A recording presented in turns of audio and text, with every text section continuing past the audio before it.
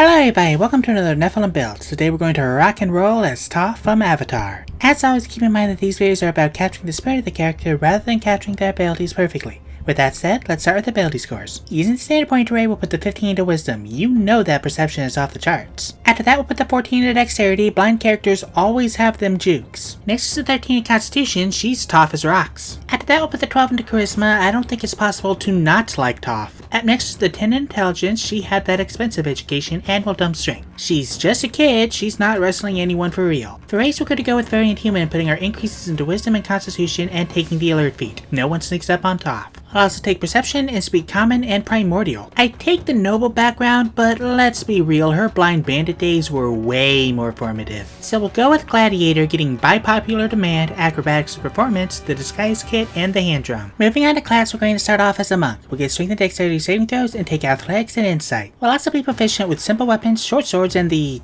Tauntaun, I guess? At level 1, we'll get Martial Arts and Unarmored Defense. We're now going to multi-class to Fighter, getting Light and Medium Armor, Shields, and all weapons. At level 1, we'll get Second Wind in our fighting style, taking Blind Fighting. We're now going to multi-class to Druid, getting Druidic and 2 cantrips. We'll take Mold Earth for some basic Earthbending and Magic Stone. Since this lets you throw rocks with your spell modifier, you're basically flinging them with Earthbending. We'll also prepare for our spells. We'll take Earth Tremor because duh, and Thunder Wave for a Rock Blast. Next is Absorb Elements to block some bending, and Jump to launch ourselves with a Rock Springboard. At level 2, we'll get Wild Shape, which we won't use for now. We'll also get our Druid Circle, taking Circle of the Moon for Circle Forms and Combat Wild Shape, which we'll also ignore. For now. We'll also take Longstrider to slide around with Earthbending. Honestly, I want to see a character whose entire bending style revolves around this. Back to Monk. At level 2, we'll get Key and Unarmored Movement. At level 3, we'll get Deflect Missiles to throw rocks back at people and our Monastic Tradition. I'd say Way of 4 Elements, but she's not the Avatar, and there aren't actually any Earth options until level 17. Instead, we'll just take Open Hand for Open Hand Technique. At level 4, we'll take the Skill Expert feat, Bumping Wisdom, taking Deception, and Expertising Perception. We'll also get Slow Fall to cushion our fall with some dirt. How does she do that, you ask? Well, it's been confirmed that she can sense Earth even when it's not connected to the ground. It's how she dodged the swinging dude and caught the Mold Man's rock. By that logic, she should be able to sense the ground even when she's not connected to it. Back to Druid. At level 3, we'll take Dust Devil for a Sand Tornado. Amazing how much overlap there is between elements. At level 4, we'll take the Observant feat, Rounding Wisdom. Our passive perception at this point is 27, and it's only going to go up. There really aren't any mechanics in 5e for playing a blind character, but I think most DMs will let you get away with this. Anyway, we'll also take Guidance to fill the slot and Enhance ability to boost our already ridiculous perception. We'll also take Hold Person to grab someone with dirt, since for some reason Druids don't get Maximilian's Earthen Grasp. Why, Watsy?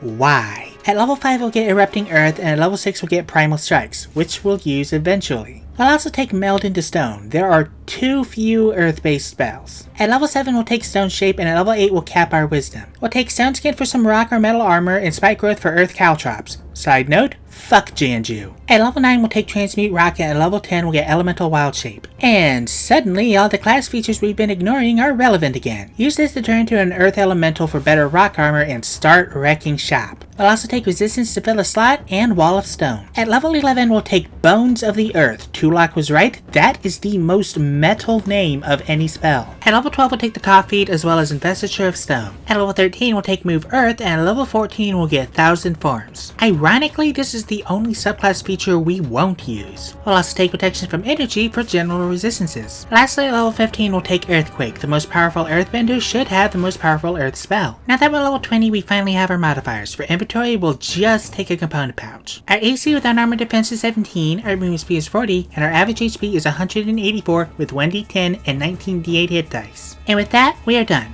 Now what can this build do? First and foremost, nothing is sneaking up on us. Our passive perception is 32, which, even with max dexterity plus 6 proficiency and expertise in stealth, would still need either a 15 or 16 on the die to beat. Basically, if you treat passive perception like a DC, then it's a 15 meets it beats. If you treat it like a contested roll where the aggressor wins, then it depends on who you think is the aggressor. Point is, even if you're actually playing as if you're blind, you basically have sonar. We also have a stupendous amount of battlefield control and magical damage at basically every range, and can armor up to brutalize enemies in melee. We also bring a lot of utility outside of combat. For weaknesses, your DM might be a dick insisting that you can't cast spells that require line of sight because you're blind and not letting you use perception to figure out where everything is. That's it! Your only weakness is DM discretion based on a roleplay choice. Even the dumped strength is fine since we have proficiency with athletics and strength saves. Granted, a shadow might fuck you up, but that's an ultra specific weakness. You're just too tough to handle. Thank you guys so much for watching. If you'd like to support my channel, there's a link to my Patreon down in the description. $1 a month gives you 2-day early access to my videos, a chance to vote for future characters, and access to all of my homebrew content. Let me know what you thought of this video down in the comments, and I'll see you all next week when I remake Jin Sakai from Ghost of Tsushima.